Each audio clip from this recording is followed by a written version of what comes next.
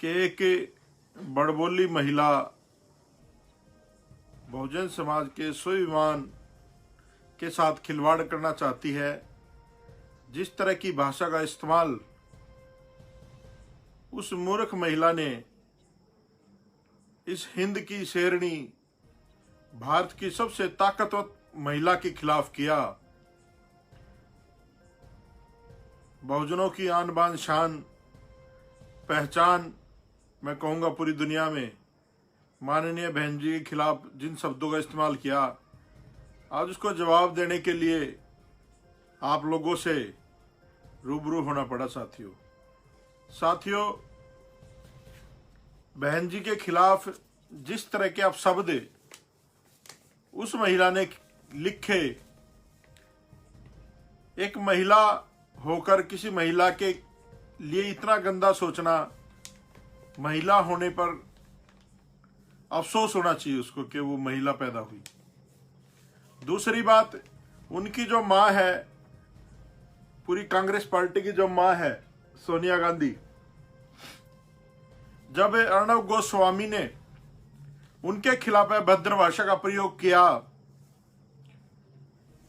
तो बहुजन समाज के तमाम कार्यकर्ताओं ने अर्णब गोस्वामी के खिलाफ मुहिम छेड़ी और उसको सच का आईना दिखाया और उसकी औकात बताई। उसी बहुजन समाज का अस्तित्व बहन कुमारी मायावती जी है। और दूसरी बात, एक बहुत पुरानी बात बता देता हूं, इन कांग्रेसियों को नहीं पता होगी वो बात। जब सोनिया गांधी चुनाव लड़ रही थी एक बार और सुषमा स्वराज उसके सामने चुनाव लड़ी थी, तो साहब काशीराम ने बहुजन समाज पार्टी का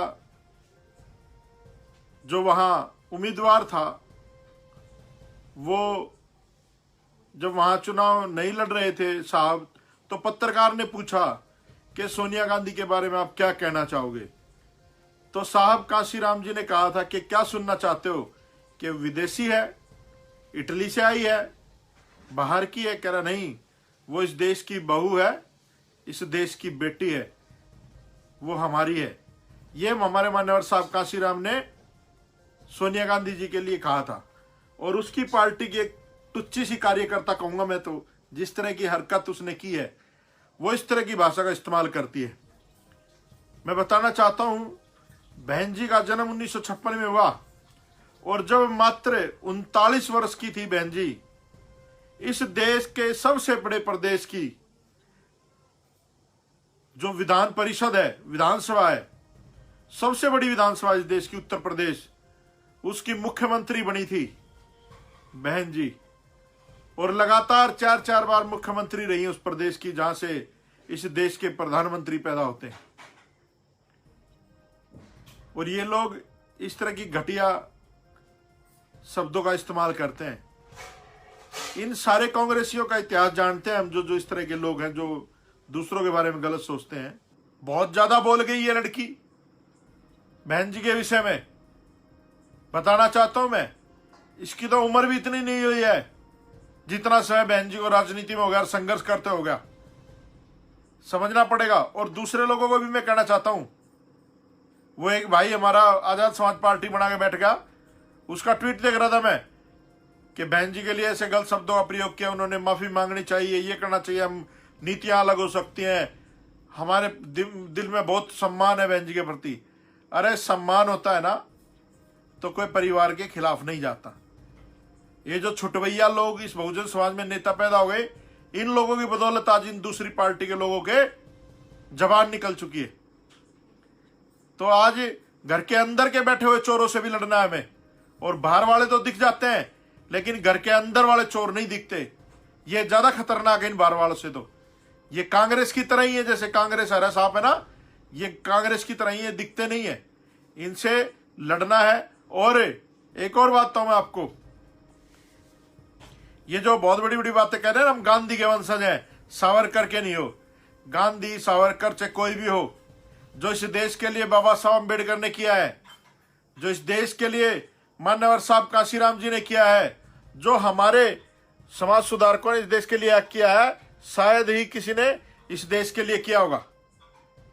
तो भाई अगर ये कांग्रेस के लोग समझते हैं कि किसी भी तरीके से हमारे से ज्यादा सुपीरियर है, तो मैं चैलेंज करता हूं उस महिला को जिसने बहन जी के खिलाफ ये गंदी भाषा का इस्तेमाल किया है, अपने बाप को ले आओ राहुल गांधी को और बिठाओ हमारे साथ, जोर से टेलीविजन पे कहोगे उस पर बैठेंगे और बताएंगे इतिहास इस देश का और कहेंगे बात बता, हमारे सामने बात करके दिखाए।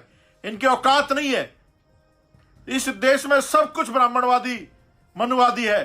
साहब काशीराम कहते थे कि मनी माफिया मीडिया ये सब आपके खिलाफ हो जाएंगे। आज जितने भी टेलीविजन है जिसके भी घर में है, वो सारे कार्यकर्ता है भाजपा के, वो निष्पक्षता से काम ही नहीं करते। तो साथियों, आज एक बड़ी अपील कर रहा हूं मैं आप लोगों से, जितने लोग मुझे देख रहे हैं कार्यकर्ता, ये जितने भी हरामखोर नेता हैं इंक्लूडिंग मी, मैं भी, जितने भी नेता हैं रामजादे बहुजन समाज में जो बैठे हैं, ये साले कभी एक नहीं होते। जनता कहते कि इकट्ठे हो जाओ, हमने लड़ना है, संविधान खतरे में है, मूल निवासी खतरे में, फलाना खतरे में, डकड़ा खतरे में, चिल्ला चिल्ला के लोगों को डराते रहते हैं। लेकिन ये सारे के सारे रामखोर अपनी मूंछों की अपनी पगड़ी की लड़ाई लड़ रहे हैं कि मैं नेतृत्व करूंगा, मैं नेतृत्व करूंगा, मैं नेतृत्व करूंगा। अरे सारे इकट्ठे हो जाओ, नहीं तो थारा सारा का इलाज होने वाला है।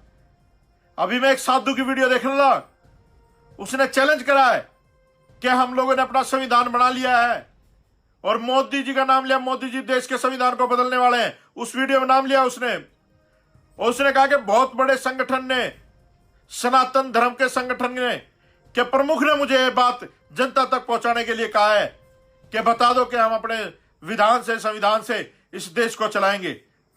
तो आज फिर इस देश में आर्य नारियों की लड़ाई होना तय है।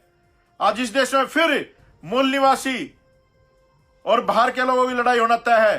तो आप लोगों को तय करना है कि वोट किसको देना है। आप कौन खोल कर सुन लो, ये लोग चाहे इकट्ठे हो चाहे ना हो, आप लोग इस बहुजन समाज पार्टी को मजबूत करो। बहन जी आपके पास वोट मांगने आए ना आए, कोई आए उनका ना आए, मरने दो, भाड़ में जाने दो उनको सबको। लेकिन आप लोग 2022 में उत्तर प्रदेश में चुनाव है और पंजाब में चुनाव है। आप लोगों ने दोनों स्टेटों में सरकार बनानी है अगर इन जुल्म जातियों के खिलाफ आपने अपने आप को बचाना है तो। और साथियों, ये टुच्चे मुच्चे लोगों को ना वायरल मत करा करो, इनकी औकात नहीं है इनका नाम हमारे लोग ले। ये तो फेमस होना चाहते हैं इधर उधर की बातें करके। और इनको बिल्कुल देखना बंद कर दो हमारे समाज के लोग, चाहे कोई भी हो। जो आदमी बहुजन समाज का नहीं है, वो चाहे कितनी मीठी बात कर ले आपके लिए, वो आपका कभी हितैषी नहीं हो सकता। और मैं खुला चैलेंज करता हूं दोबारा आप लोग उसके सामने कि जोर से मंच पर आना, ये कांग्रेसी आ जाए हम लोगों से बात करने के लिए। तुम्हारी औकात नहीं है, तुम्हारे बाप की औकात नहीं है हमारी बहन जी के बारे में कहने की और उनसे बात करने की। ठीक है, अगर तुमने कुछ भी अगर आगे से कहा तो अगली बार जवाब किसी और चीज से देंगे, ध्यान रखना। जय भीम, नमो बुद्धाय साथी।